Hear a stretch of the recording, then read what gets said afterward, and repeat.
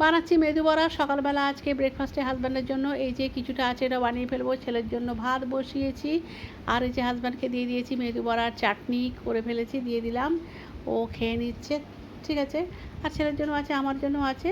তো তারপর ছেলেকে দিয়ে দিয়েছি আলু ভাজা, ডাল ভাত দিয়ে দিয়েছি, আর মেদু বড়া খেয়ে গেছে। এখন আমি রান্না করছি লাউয়ের তরকারি, বড়ি দিয়ে লাউয়ের তরকারি করছি। অনেকদিন পরে লাউ রান্না করছি।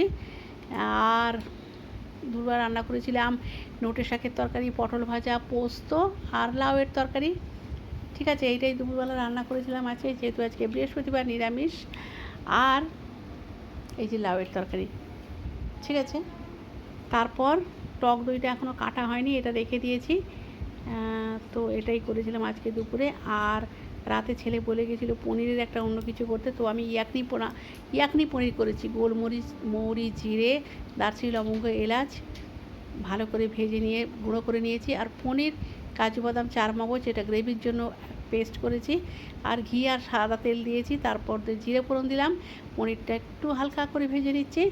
তারপর একটু কালারটা সামান্য চেঞ্জ হওয়ার পর যে বানিয়ে রেখেছিলাম গ্রেভিটা সেটা দিয়ে দিলাম, দিয়ে একটু নাড়াচাড়া করে নিলাম।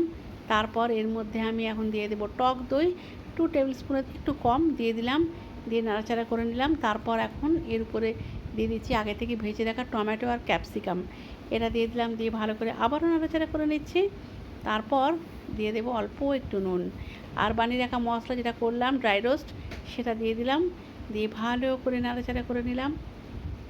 ঠিক আছে, তো হয়ে গেছে আমার ইয়াকনি পনির। অন্য একটা পাত্রে ঢেলে ফেলছি। তো আজকের ব্লগটা এই পর্যন্তই। সবাই খুব ভালো থাকবে।